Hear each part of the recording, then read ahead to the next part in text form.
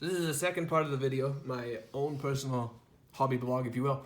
So I'm painting 100 Years War stuff right now, okay? So I'm doing Perry's miniature line. It's basically Agincourt and on towards the end of the 100 Years War. And as you can see, this is an older model I painted. The shield is new because I wanted to put one of my decals on it and, show my backers as well as my YouTube followers here that I can make pretty shields and use the decals not only for fantasy-based things, but also have a historical setting, okay? So I took one of the shields there on an older guy I painted. I used to paint some of these guys, but, an accident happened and a bunch of them broke. This is my lone survivor from my old paint job, and he did not have a shield, so I put it on there. Now, this is what I want to share with you people, the different men-at-arms I've half painted here. Let's move our French protective role, however that town is pronounced, out of the way. But this guy is washed here, and I just want to say, I reviewed the Perry stuff before, but once you start painting them, they're just so beautiful. Like this guy here is just I like to do the heraldry on individual men-at-arms, but at the same time I really like generic men-at-arms because they can represent anybody. They could be anything. They could just be a knight that wasn't recorded, right?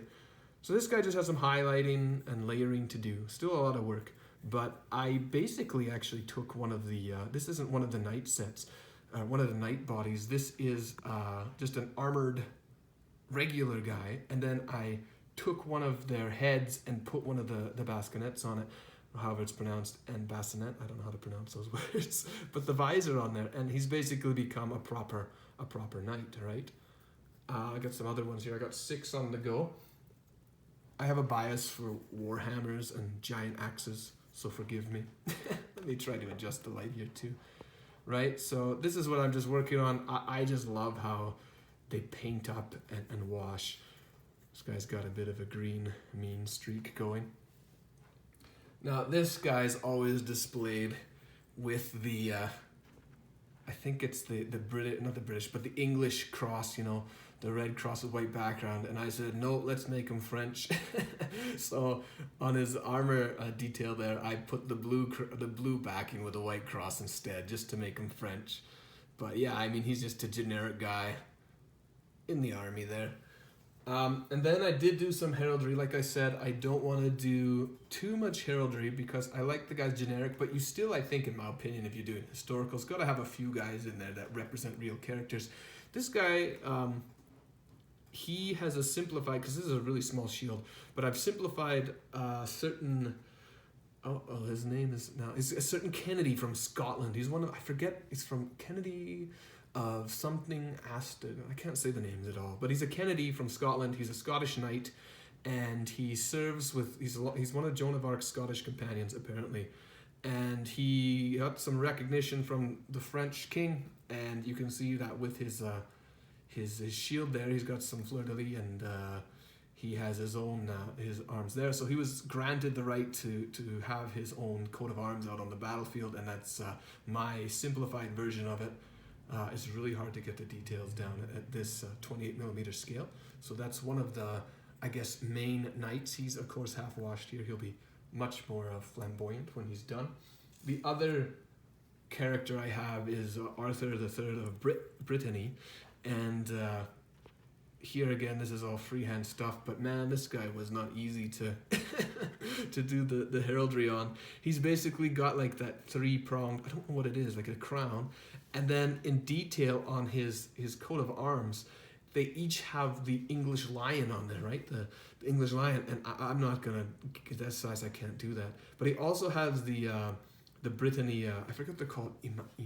Ermines. I think they're ermines. It's supposed to represent sort of like almost like some sort of animal over there. But he's got the Brittany typical ermine. It kind of looks like Cruella de Vil, actually. I always thought that too. Somebody mentioned in a comment, I think it was on Facebook, it was like, yeah, it kind of looks like 101 Dalmatians or something, right? But yeah, he's another character I'm working on. He's a big player in the 100 Years War because he fought at Agincourt, gets caught, but then he's released And just to sum up his story, he's supposed to be on the English side of things, but he goes back to France and he ends up going on the French side of things. And I think he becomes the constable of France at some point later on. So he actually survives Agincourt. He's there at Agincourt and keeps fighting later against the English. I think he actually, he's Brittany, so he's on both sides. He fights the French too at one point. In any case, I thought he was a prominent figure, and I wanted to do him in representation there. And just the last guy, I actually just took Peter Dennis's art right from the foot. You might recognize this spearman if you have the box set, but he's one of the foot knights on the very front left of the Agincourt, the Agincourt foot knight box from Perry. A little different. He's got a bit more armor going, but I thought I'd just start painting him up and imitate that look, because I think it looks good, especially with the cross there over his left side of his chest. But yeah, these are awesome to paint up, and I highly suggest, if you haven't had them or had them, you know how awesome they are. But that's my current project. I plan to do this following Lion Rampant, the game there. What I want to do is I want to do 2 units of foot men-at-arms. So they're going to be small, tough units, so 6 guys. And then I want to do at least 1 unit of mounted men-at-arms, which are mounted knights.